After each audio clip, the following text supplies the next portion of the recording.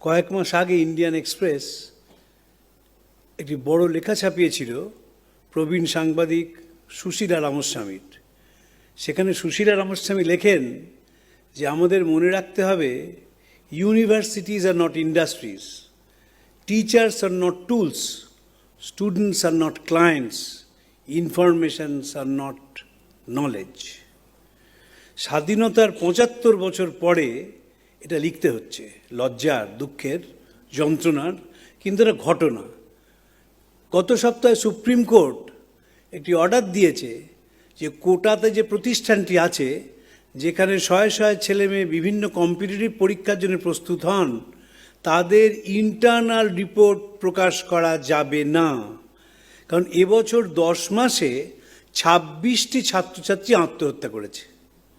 এটাও একটা যন্ত্রণার জায়গা। এবং এই রকম যখন হচ্ছে, তখন প্রকৃত শিক্ষাটি কি আমাদের আলোচনার বিশেষ প্রয়োজন রয়েছে। কারণ আমরা যে শিক্ষা পাই, স্বামীজি বলছেন এটা কোনো শিক্ষাই না। এর ইতিহাস আমাদের মনে রাখতে হবে। 1835 সালে মেকলে কলকাতায় এসেছিলেন। এখন যে বাড়িটা বেঙ্গল ক্লাব, সেইখানে ছিলেন। কলকাতার বিশিষ্ট জনদের সঙ্গে কথা বলেছিলেন এবং বিলেতে ফেরত গিয়ে তিনি হাউস অফ কমন্স এবং হাউস অফ লর্ডসের কাছে যে প্রতিবেদনটি রাখেন, সেটি বড় সাংঘাতিক।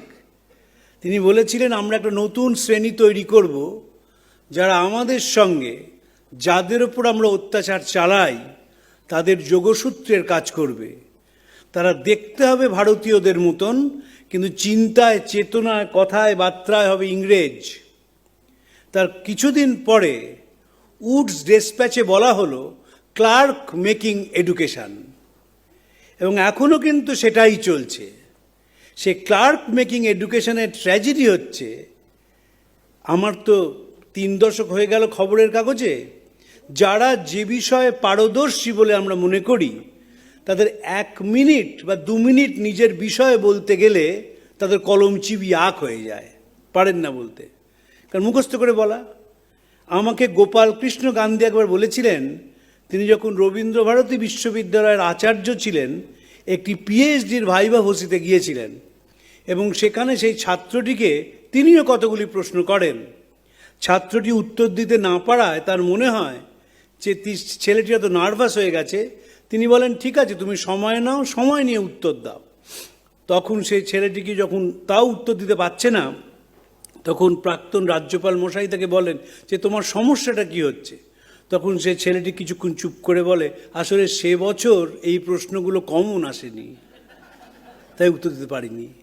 এটা কিন্তু এখনও ঘটনা।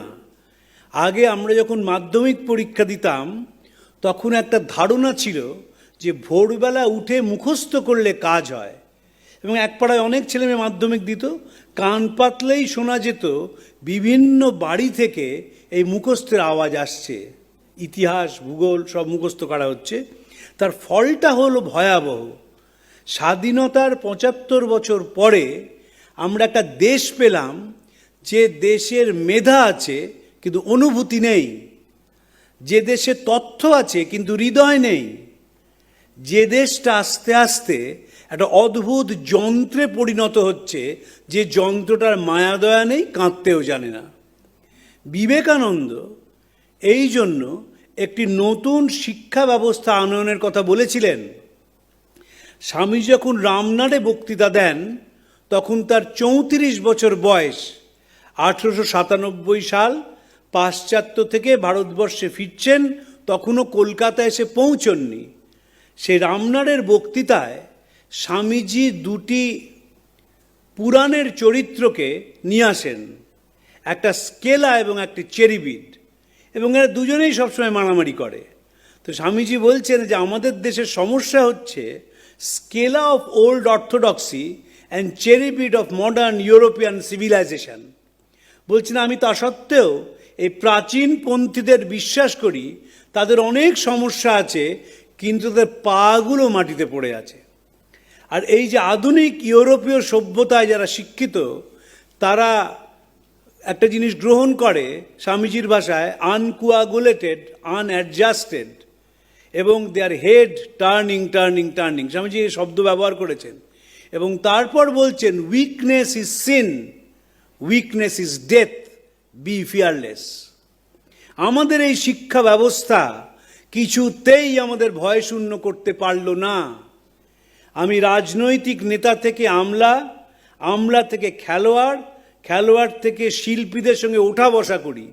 প্রত্যেক স্তরে একটা অদ্ভুত ভয় কাজ করে, অদ্ভুতভাবে চেয়ারটাকে হারানোর ভয় কাজ করে, এবং সব সময় মনে হয় যার সঙ্গে কথা বলছি তাকে চমকে ধমকে রাখি। এটি হচ্ছে ইংরেজ সভ্যতার, ইংরেজি শিক্ষার সবচেয়ে বড় দোষ ছিল। ইংরেজরা মাথায় ঢুকিয়ে দিয়েছিল যে প্রেসিডেন্সি কলেজে না পড়লে তার শিক্ষা সম্পূর্ণ হলো না, মাথায় ঢুকিয়ে দিয়েছিল। সাথে এও ঢুকিয়ে দিয়েছিল যে শিক্ষা মানে শুধু পুঁথিগত শিক্ষা, এর বাইরের কোনো শিক্ষা শিক্ষা নয়। তাই আমরা এদেশে শ্রমের কোনো মূল্য দিলাম না। স্বাধীনতার ৭৫ বছর পরেও একটি মহিলা প্লাম্বার নেই। তাদের বলা হয় যে প্লাম্বিংটা মেয়েরা পারে না। কিছুদিন আগে আমি একজন বাস ড্রাইভারের সঙ্গে ইন্টারভিউ নিলাম, তার নাম প্রতিমা পোদ্দার। তিনি উত্তর ২৪ পরগনার নিমতা থেকে হাওড়া অবধি প্রাইভেট বাস চালান। তার স্বামী সরকারি অ্যাম্বুলেন্সের ড্রাইভার ছিলেন, তারপর ধার কর্য করে এই বড় বাসটি কেনেন। তিনি যখন বাস নিয়ে প্রথম প্রথম বেরোতেন তখন যাত্রীরা উঠতো না, কারণ মেয়েরা আবার বাস চালাতে পারে নাকি। যারা উঠতো না তারা কিন্তু সকলেই প্রথাগত শিক্ষায় শিক্ষিত, অধিকাংশই। তারপরে তার আত্মীয় স্বজন তাকে ত্যাগ করতে শুরু করলো বাস চালানোর অপরাধে। এখন তিনি একজন প্রতিষ্ঠিত বাস ড্রাইভার, এবং তিনি একটা সাংঘাতিক কথা আমাকে বলেছিলেন সেই ইন্টারভিউতে, যে আমি বিশ্বাস করি যদি মেয়েরা কমার্শিয়াল ভেহিকলস বেশি চালায় তাহলে অ্যাক্সিডেন্ট কম হবে, কারণ মেয়েরা নিয়ম করে গাড়ি চালাতে জানে। পরে আমি দেখেছিলাম তিনি কত বড় সত্যি কথা বললেন। আমাদের দেশে যারা পুঁথিগত শিক্ষা পান তারা যে প্রকৃতপক্ষে কিছুই জানেন না, তার উদাহরণ দিচ্ছি। আমরাও সুন্দরবন যাচ্ছি ফরেস্ট ডিপার্টমেন্টের কর্তাদের সঙ্গে। যিনি মাঝি ছিলেন নৌকার, তিনি কিছুতেই নৌকাটা নিয়ে যাবেন না। তখন ফরেস্ট ডিপার্টমেন্ট কর্তারা বললেন, আসলে তোমাদের এই বসে বসে টাকা পেয়ে না একটা বদভ্যেস হয়ে গেছে, কেন যাবে না? উনি মেঘটা দেখছেন, ওই মেঘে ঝড় হবে, আমরা যাব না এখন, আমি পরে যাব। তারপর আমরা তো এসে তারা গজগজ করতে লাগলেন। কিছুক্ষণ পরে এমন ঝড় এলো যে একেবারে সে যেখানে আমরা বসেছিলাম সেই জায়গাটা পরে ওলট পালট করে ভেঙে দেয়। যারা কথাগুলো বলছিলেন তারা সবাই ইন্ডিয়ান ফরেস্ট সার্ভিসের লোক। ফরেস্ট কি জানেন না, কারণ দেখেননি তো কোনো দিন। ক্লাসরুমে বসে মুখস্থ করে বনের বর্ণনা পড়েছেন, অ্যাকচুয়ালি তো দেখেননি। আমি একজন খুব বড় সায়েন্টিস্টকে কিছুদিন আগে জিজ্ঞেস করলাম যে আচ্ছা আপনি তো ফিশারি ইনস্টিটিউটে আছেন, পুরুষ আর মহিলা মাছ কি করে চেনেন বলুন তো? বলতে পারলেন না আমাকে বলতে পারলেন না। চেনেন কি করে? একটা ছেলে মাছ আর মেয়ে মাছ চেনেন কি করে? অথচ ৩০০খানা মাছের নাম বলে যেতে পারবেন, তাদের ইতিহাস বলে যাবেন, ভূগোল বলে যাবেন, কোন দেশে হয় বলে যাবেন। বলেন গত মাসে না ব্রাজিলে একটা মাছের কনফারেন্সে গিয়েছিলাম, কিন্তু অ্যাকচুয়ালি মাছটা দেখতে জানেন না। স্বামীজি এই জন্য বলেছিলেন, I want that education by which character is formed, strength of the mind increased, intellect expanded, and by which one can stand on his own feet. আমি সেই শিক্ষা চাই যাতে চরিত্র গঠন হয়, মেধার বিকাশ ঘটে, মানসিক বল বৃদ্ধি পায়, যাতে একটি মানুষ নিজের পায়ে দাঁড়াতে পারে। এই চরিত্র গঠন হয় মানে বিয়ে না করা, গঙ্গা স্নান করা বা নিরামিষ খাওয়া নয়। চরিত্র গঠন মানে নিজের চাহিদাগুলোকে অগ্রাধিকারে সাজাতে শেখা, যেটা আমরা পারি না। আমায় তো অগ্রাধিকারটা সবসময় দোদুল্যমান, কিন্তু যিনি পারেন তাই বলছেন ক্যারেক্টার ইজ ফর্মড। আমাদের দেশে সোশ্যাল ট্রেনিং এবং মরাল ট্রেনিং হলো না বলে আমরা কোথাও দাঁড়াতে পারলাম না। কোনো সোশ্যাল ট্রেনিং নেই এবং মরাল ট্রেনিং নেই। আমি ডেপুটি কমিশনার অফ পুলিশ ট্রাফিককে জিজ্ঞেস করেছিলাম যে রাত্রে যে ভয়ানক অ্যাক্সিডেন্টগুলো হয় গাড়ির, তারা গাড়ি চালায় কারা? তিনি নির্দ্বিধায় বলেছিলেন সবাই ওনার ড্রাইভার, মালিক চালক। আপনারা যখন হাইওয়েতে যাবেন দেখবেন সবকটি থানার সামনে কিছু গাড়ির ভাঙাচোরা অবস্থায় পড়ে রয়েছে, সব মালিক চালক, তারা কিন্তু সবাই পেশাগতভাবে সফল। যে গাড়িগুলো পড়ে থাকে তাদের অনেক কটাই 1 কোটি টাকার ওপর দাম, কিন্তু যেহেতু সোশ্যাল ট্রেনিং নেই তাই কি করে চালাতে হবে সেটা জানেন না, কি করে নিয়ম মানতে হবে সেটা জানেন না। আর যেহেতু মরাল ট্রেনিং নেই তাই কোনো স্তরে মানুষের জন্যে কাঁদতে শেখেন না। যে শিক্ষা, স্বামীজি বলছেন, যে শিক্ষা জনমুখী নয়, যে শিক্ষা মানুষের কথা ভাবতে শেখায় না, সেটা শিক্ষা নয়। স্বামীজির শিষ্য শরৎচন্দ্র চক্রবর্তী, তিনি প্রচুর প্রাইভেট টিউশন করতেন। স্বামীজি বলেছিলেন প্রাইভেট টিউশন ছেড়ে দে, বেশি দিন পড়াতে পড়াতে মাথাটা নষ্ট হয়ে যায়, আমেরিকায় চলে যা, বেনারসি শাড়ি বিক্রি কর। সালটা 1898। ওখানের মেয়েরা গাউন পরবে, আমি রেকমেন্ডেশন দিয়ে দেবো। হুগলির কিছু মুসলমান তার ওখানে কুলো ঝাঁটা বিক্রি করছে, তুইও আমেরিকায় গিয়ে তোর এই বেনারসি শাড়ি বিক্রি কর, দেখবি অনেক উপার্জন করতে পারবি। স্বামীজি নানা স্তরে ব্যবসার কথা বলেছেন। যখন প্রথমবার বিদেশ যাচ্ছেন তখন জামশেদজি টাটার সঙ্গে তার পরিচয় হয়, এবং পরিচয় হওয়ার সময় তিনি তাকে বলেন যে শুধুমাত্র ইস্পাত আমদানি করলে হবে না, এমন একটি প্রতিষ্ঠান করতে হবে যাতে আমাদের দেশের ছেলেমেয়েরা রিসার্চ করতে পারে, গবেষণা করতে পারে। এবং তারপর যে টাটা ইনস্টিটিউট অফ সায়েন্স, এখন যেটা ইন্ডিয়ান ইনস্টিটিউট অফ সায়েন্স বলে পরিচিত, সেটি নিবেদিতার একান্ত চেষ্টায় হয়। স্বামীজি এবং জামশেদজি টাটা দুটিকে সমর্থন করে গিয়েছিলেন, আমি সেই বিষয়ে যাচ্ছি না। কিন্তু গবেষণার জন্য স্বামীজি বলেছিলেন মৌলিক গবেষণা। তিনি তার গুরু সম্বন্ধে বলেছিলেন, our guru was original, we should be either original or nothing. এই মৌলিক চিন্তার কথা স্বামীজি বলছেন, এবং সাথে সাথে বলছেন এমন ব্যবসায়ী দরকার যারা শুধু মুনাফার দিকে তাকাবে না, এবং আমাদের দেশে যারা শিল্পী আছেন তাদের যা তৈরি করা মাল সেগুলোকে আন্তর্জাতিক বাজারে নিয়ে যাবেন। স্বামীজি যেখানেই গেছেন সেখানেই মেলায় যেতে পছন্দ করতেন। শিকাগো কনফারেন্সের পাশে মেলা ছিল। 1895 সালে যখন ইংল্যান্ডে আসেন, ইংল্যান্ডে একটি বড় মেলা হচ্ছিল, সেখানে নিজে স্বামীজি যাননি, কিন্তু স্বামী শারদানন্দজি এবং তার মধ্যম ভ্রাতা মহেন্দ্রনাথকে পাঠিয়েছিলেন।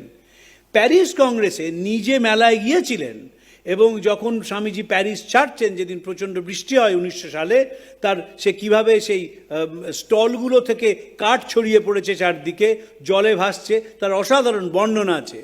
তো স্বামীজি মেলায় যেতেন, কেন যেতেন?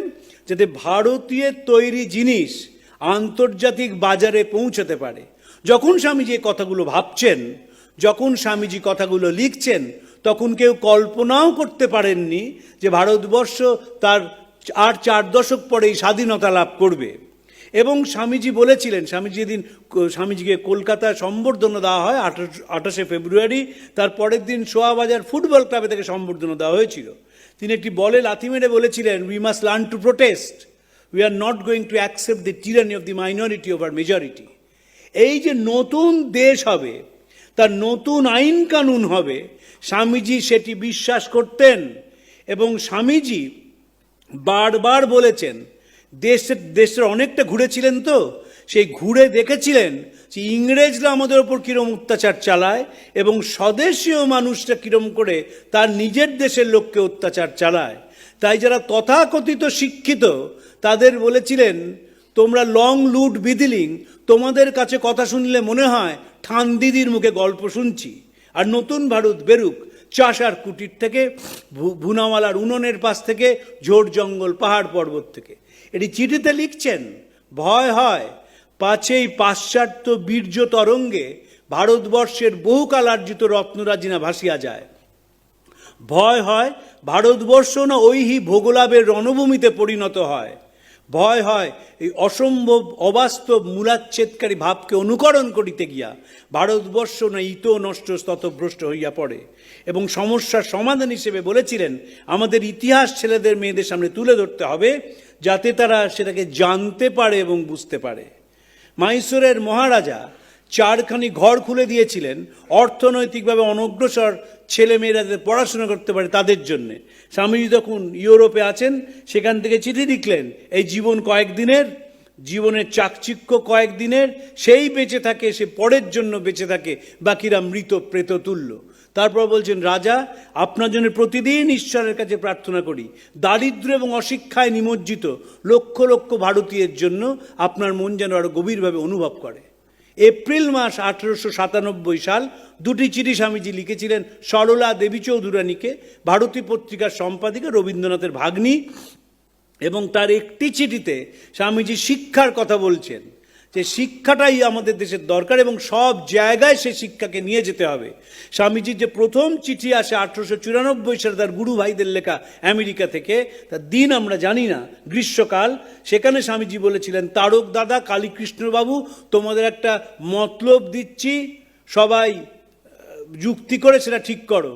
তারক দাদা মানে স্বামী শিবানন্দজি এবং কালীকৃষ্ণবাবু মানে স্বামী বিরজানন্দজি। সেই মতলবটা কি? একটা বড় চালা চাই, বরানগরে অনেক গরিব গুরবো আছে, তাদের জুটিয়ে আনা চাই।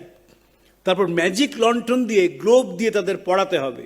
ওসব পুঁথিপাত্রার কাজ নয়, মুখে মুখে শিক্ষা দাও, যদি পারো তবে বুঝবো তোমরা মরদ, আমার কাজে আসবে। এবং এই যে সে যুগে বলেছিলেন যে যদি একটি কৃষককে আরও ভালো বিজ্ঞানের উপায় শিক্ষা দেওয়া যায়, তারা ভালো কৃষক হতে পারে। শিক্ষাটাকে সব জায়গায় পৌঁছে দিতে হবে এবং সেটি কখনো অনুকরণের শিক্ষা হবে না। স্বামীজি অনুকরণ প্রিয়তাকে ঘৃণা করতেন। হে ভারত, এ পরানুবাদ, পরানুকরণ, পরমুখাপেক্ষা, এই দাসসুলভ দুর্বলতা, এই জঘন্য ঘৃণ্য নিষ্ঠুরতা এইমাত্র সম্বলে তুমি উচ্চাধিকার লাভ করিবে। এই লজ্জাকর কাপুরুষত্বের সহায় তুমি বীরভোগ্যা স্বাধীনতা লাভ করিবে। স্বামীজি স্বাধীনতায় বিশ্বাস করতেন। Freedom is the song of the soul. স্বাধীনতার 75 বছর পরে কোথায় স্বাধীনতা?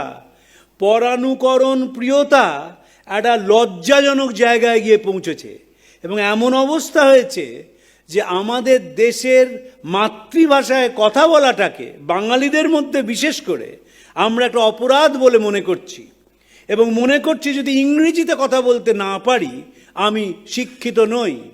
প্রচুর ছেলে মেয়ে আছে, তাদের জিজ্ঞেস করি ফেলুদা পড়েছ? গ্যাংটকে গন্ডগোল, বাচ্চাই আংটি, বলছে পড়েছি ইংরেজিতে। ফেলুদা ইংরেজিতে পড়েছে, আবোল তাবোল ইংরেজিতে পড়ছে। নোংরা ছাঁটা, খ্যাংরা ঝাঁটা, বিচ্ছিরি আর ময়লা এমন গোপ্ত রাখতে জানি শ্যামবাবুদের গয়লা, এর ইংরেজি হয় না। চেষ্টা করেছে অনেকে, কিন্তু পারেনি লিখতে, কিন্তু লিখছে, কিন্তু ছেলেমেয়েরা পড়ছে এবং বাবা মা সেটা অনুপ্রাণিত করছেন যাতে এই বিদেশি ভাষাটা জানে এবং দেশি ভাষাটা না জানে। আমরা যে স্কুলে পড়তাম সেখানে পাদ্রীরা একটা অদ্ভুত নিয়ম করেছিলেন, ক্লাস 6 অবধি মাতৃভাষায় পড়ানো হতো, 7 থেকে শুধু অঙ্কটা ইংরেজিতে, 8 থেকে বাকি সব বিষয় ইংরেজিতে পড়ানো হতো, যাতে দুটো ভাষার ওপর দখল থাকে। এবং যদি যে নিজের মাতৃভাষা জানে না সে পরের ভাষাও জানে না, জানতে পারে না, জানা সম্ভব নয়। অরবিন্দ ঘোষ যখন ICS পরীক্ষা দিয়েছেন, যিনি তার বিচার করেছিলেন বিচকফট, তিনি অরবিন্দের সঙ্গে বাংলায় ফার্স্ট হয়েছিলেন, অরবিন্দ ল্যাটিনে ফার্স্ট হয়েছিলেন। জিজ্ঞেস করেছিলেন, ঘোষ তুমি বাংলা শিখো না কেন? বলে I find the language to be trivial. তারপর বাংলাটা শিখেছিলেন এবং এমন বাংলায় চিঠি লিখতেন তার ধারে কাছে আমরা কোনোদিন পৌঁছতে পারবো না। হোলিস্টিক এডুকেশন না হলে কি হয়, মনটাকে ছড়ানো যায় না। আমি সম্প্রতি 3টি বই নিয়ে কাজ করছি। আমাদের এক বন্ধু স্কটল্যান্ড ইয়ার্ড থেকে 3খানি বই নিয়ে এসছে। একটি ভূপেন্দ্রনাথ দত্তের স্বামী বিবেকানন্দ দ্য সোশ্যালিস্ট, 1927 সালে ইংরেজ সরকার ব্যান করে দিয়েছিল। দ্বিতীয় বইটি ভূপেন্দ্রনাথ রায় বাঁকুড়ার এক স্কুলের হেডমাস্টার মশাই বিবেকানন্দ হিন্দুইজম বলে একটি বই লিখেছিলেন, সেই বইটা 1937 সালে ব্যান করে দেওয়া হয়। এবং আরেকটি বই স্বামীজির ওপর, সেই বইটিকেও ব্রিটিশ সরকার 1941 সালে ব্যান করে।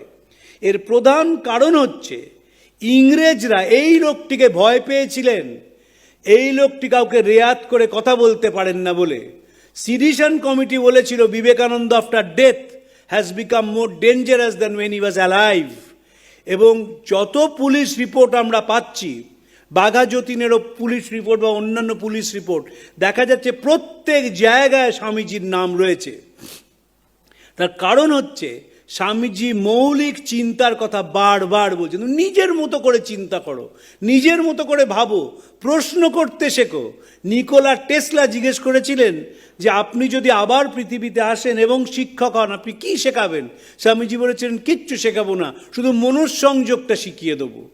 এই যে মনঃসংযোগ শিখিয়ে দেবো, এটাই তো শিক্ষার মূল কথা। শিক্ষা মানে তো কতগুলো তথ্য নয়, শিক্ষা মানে সেটা যেটা মনকে বড় করে দেয়, যেটা সকলের মতকে সম্মান করতে শেখে, সকলের পথকে সম্মান জানাতে শেখে এবং মানুষকে শ্রদ্ধা করতে শেখে। সিডিশন কমিটিতে চ্যাপ্টার 2 হচ্ছে বেঙ্গল। সেখানে দুজনের নাম উল্লেখ আছে, রামকৃষ্ণ এবং বিবেকানন্দ। রামকৃষ্ণকে বলা হচ্ছে যে গদাধর চট্টোপাধ্যায় অ্যালিয়াস শ্রীরামকৃষ্ণ, তিনি মানুষের মধ্যে শ্রদ্ধার ভাব ঢুকিয়ে দিয়েছিলেন। ফলে এই বিপ্লব আন্দোলনে তিনি হচ্ছেন একজন অন্যতম পুরোধা, আর বিবেকানন্দ ভয়ঙ্কর হয়ে উঠেছেন।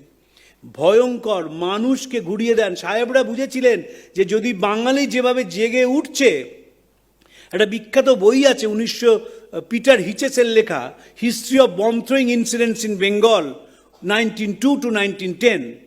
এমনভাবে কাঁপিয়ে দিয়েছিল ব্রিটিশদের ভিত যে রাজধানীটাকে দিল্লিতে নিয়ে চলে যাওয়া হয়। এবং এই যে ভিত কাঁপানোর মূলে ছিলেন বিবেকানন্দ, যিনি বলেছিলেন নতুন মানুষ তৈরি করতে হবে, সংবেদনশীল মানুষ। আমি চললাম, তোমাদের সব পড়ে রইল। যদি এমন কোনো ছেলে পাই যার ছাতিতে সাহস, হাতে বল, চোখে জ্যোতি জ্বলে, যদি এমন একজনকেও পাই, আমি আবার ফিরে আসবো, আমি কাজ করব, আমি মরব। এই যে সংবেদনশীল মানুষ, উদার মানুষ, মহৎ মানুষ, যে মানুষ সবাইকে নিয়ে চলবে, সেটি ছিল বিবেকানন্দের স্বপ্ন। আমরা একটা ভয়ঙ্কর অবস্থার মুখোমুখি হচ্ছি। 2030 সালে ভারতবর্ষের জনসংখ্যার 76% হবে যুবক। ওই সময় চায়নাতে 62%, আমেরিকাতে 36% এবং ইউরোপের বাকি দেশগুলোয় 10%-র কম হবে যুবক। এই যে যুবকরা আমাদের আসবে, তারা কেমন যুবক হবে? তারা কি পরানুকরণে মেতে থাকবে? তারা কি বিলাসিতায় ডুবে থাকবে? তারা কি মানুষের থেকে মুখ সরিয়ে নেবে? নাকি সংবেদনশীল, প্রাণবন্ত, জীবন্ত, হৃদয়বান মানুষ হবে? আমাদের এখন সবচেয়ে বড় প্রশ্ন।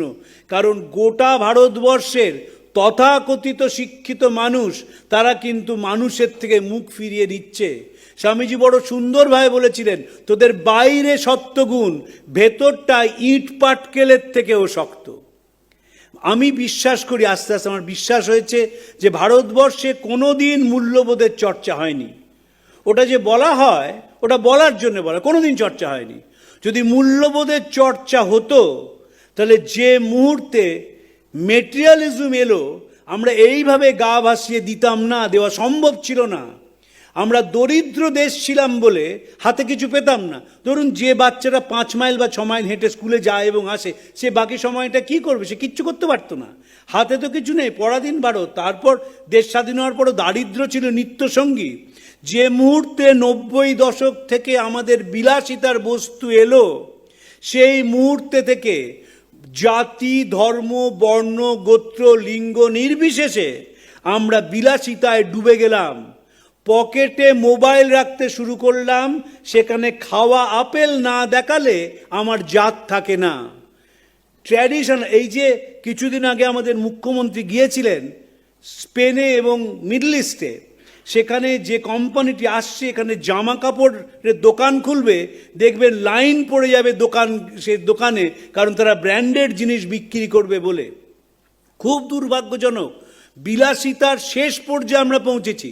আমরা যে শিক্ষা পাচ্ছি তার একটি আলোচনার কথা বলি। মাস 2 আগে ক্যালকাটা ক্লাবে বসেছিলাম, তো একজন কলকাতার বিখ্যাত উকিলবাবু, একজন বিখ্যাত ডাক্তারবাবু, তাদের সঙ্গে গল্প করছিলাম।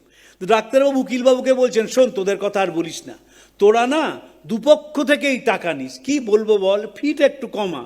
তখন সেই উকিলবাবু বলছেন, তোদের কথা বলিস না, পেশেন্ট মারা গেছে, 4 দিন ভেন্টিলেটরে লিখে দিস। তো এই যে শিক্ষা আমরা পৌঁছালাম কোথায়, লাভটা কি হলো? আমরা যে রবীন্দ্রনাথের বিখ্যাত কথা, যে আমাদের শিক্ষা ব্যবস্থা হচ্ছে রেল কামরার দ্বীপের মতো, চাকরি তার সঙ্গে চলেছে অনুষঙ্গ হয়ে। রেল কামরাটি ঝকঝকে তকতকে, কিন্তু সহস্র যোজন পথ যেটা অতিবাহিত করে সেটি অন্ধকারে মোড়া। স্কুলের বেঞ্চিতে বসে যে দুলে দুলে ইংরেজি পড়া মুখস্থ করলে শিক্ষাদীপ্ত দৃষ্টির অন্ধতায় সে দেশ বলতে বুঝলো শিক্ষিত সমাজ, ময়ূর বলতে বুঝলো তার পেখম, হাতি বলতে বুঝলো তার গজদন্ত। শহর হয়ে উঠল সুজলা সুফলা টানা পাকা শীতলা, সেখানেই তৈরি হলো আরোগ্য নিকেতন, বিদ্যার কেন্দ্র। আর জলকষ্ট বলো, পথকষ্ট বলো, অজ্ঞান বলো, অন্ধকার বলো, জড়ো হলো কাংসবাদ্য মন্ত্রিত নাট্যমঞ্চের নেপথ্যে নিরানন্দ নিরালোক গ্রামে গ্রামে। দেশের মানুষের বুকের ওপর দিয়ে এইভাবে ছুরি চালানো ইস্ট ইন্ডিয়া কোম্পানি ছাড়া কেউ পারেনি। সেই ইস্ট ইন্ডিয়া কোম্পানি এখনও রাজত্ব করছে। আমাদের 33 কোটি দেবতা নয়, আমাদের দেবতা একটাই, মেকলে, ওই একটি মাত্র দেবতা। যে দেবতা কানের কাছে ফুসমন্তর দিচ্ছে, ইংরেজি মাধ্যমে পড়তে হবে, বিদেশে গিয়ে সেটেল করতে হবে এবং ডলারে উপার্জন করতে হবে, বিলাসিতায় ডুবে যেতে হবে। 1835 সালে যে লোকটি দোলাচলে ছিলেন, 2023-এ তিনি একেবারে কনফিডেন্ট যে শিক্ষা আমি চালু করেছিলাম, এই শিক্ষাটা চিরকাল থাকবে। আমরা যাদের ওপর আমরা অত্যাচার চালাই তাদের একটা যোগসূত্রের কাজ করব। এবং গ্রামের দিকে আমাদের নজর হলো না। স্বামীজি বারবার বলছেন পৃথিবীর সমগ্র ধনরাজি যদি একটি গ্রামের ওপর উজাড় করে দেওয়া যায়, আর গ্রামের মানুষগুলো যদি মানুষ না হয়, তাহলে সে দেশের কোনো উন্নতি হয় না। মানুষ তো আমরা করতে চাইলাম না। আমরা ছোট বয়স থেকে একটি বাচ্চাকে নায়ের মধ্যে দিয়ে বড় করলাম। তাকে বললাম তুমি মিশবে না, তুমি রোদে পুড়বে না, তুমি জলে ভিজবে না। এই নায়ের সমষ্টি যে বাচ্চাটি বড় হলো, সে বাচ্চাটি বড় শুধু বয়সেই বড় হলো, এমনিতে বড় হলো না। সঞ্জীব চ্যাটার্জির একটি অসাধারণ লেখা আছে। 95 বছরের বৃদ্ধ বাবা তার 77 বছরের ছেলের সম্বন্ধে বলছেন যে আমার পৃথিবীর ছেড়ে যেতে কোনো দোষ, কোনো দুঃখ নেই, শুধু খোকাটার কি হবে তাই ভাবি। আমরা খোকাটার বাইরে বেরোতে পারলাম না। আমরা যেখানেই যাই, যত উচ্চ পদেই থাকি, যত মোটা মায়নায় পাই, যত দামি গাড়ি চড়ি, 37 তলা বাড়ি, 37 তলায় 2500 স্কোয়ার ফিটের ফ্ল্যাটে থাকি, আমরা খোকা। কারণ আমরা ভয়টাকে কাটাতে পারলাম না। বিবেকানন্দ বারবার বলছেন weakness is death, weakness is sin. ওর থেকে বেরিয়ে এসো। এবং কিভাবে ভয়শূন্য হবে? স্বামীজি জন অরণ্যে হারিয়ে যাওয়ার কথা বলেছেন, মানুষকে আপন করে নেওয়ার কথা বলেছেন, মানুষের চোখের জল মোছানোর কথা বলেছেন। তাই রাজাকে চিঠিতে লিখেছিলেন, this life is short, the vanities of the world are all transient, but they alone live who live for others, the rest are more dead than alive. Holistic education কেন দরকার? পরের যন্ত্রণাকে অনুভব করতে হবে, পরের কষ্টকে বুঝতে হবে, পরের দুঃখকে নিজের মধ্যে ধারণ করতে হবে এবং নিজের ক্ষমতা অনুযায়ী যদি চোখের জল মোছানো না যায়, তাহলে সব কিছু বৃথা হয়ে যায়, তাহলে শিক্ষাটা ব্যর্থ হয়ে যায়। শিক্ষা মানে ঝকঝকে তকতকে মার্কশিট নয়, শিক্ষা মানে বড় প্রতিষ্ঠান নয়, শিক্ষা মানে এমন একটা অন্তরের অনুভূতি যে মানুষকে সম্মান এবং শ্রদ্ধা করতে শেখায়। এবং সেইটি বর্তমান যুগের সবচেয়ে বেশি প্রয়োজন। হিংসা আমাদের ভেতরে রাজত্ব করছে এবং নতুন নতুনভাবে আমরা হিংসার রূপ দেখতে পাচ্ছি। ধর্মীয় মানুষকে হিংসা, অন্য জাতের মানুষকে হিংসা, গ্লোবালি, শুধু এদেশে নয়। আমি 2টি খবরের কাগজ প্রত্যেক দিন খুব মন দিয়ে পড়ি, একটা নিউ ইয়র্ক টাইমস, একটা ওয়াশিংটন পোস্ট, এবং সেখানেও দেখতে পাচ্ছি প্রতিদিন ভায়োলেন্স বাড়ছে, প্রতিদিন হেট্রেড বাড়ছে, প্রতিদিন ডিসরেসপেক্ট বাড়ছে, প্রতিদিন মানুষকে পণ্য হিসেবে ব্যবহার করা হচ্ছে। বাঁচতে গেলে রামকৃষ্ণ বিবেকানন্দ ছাড়া কোনো পথ নেই।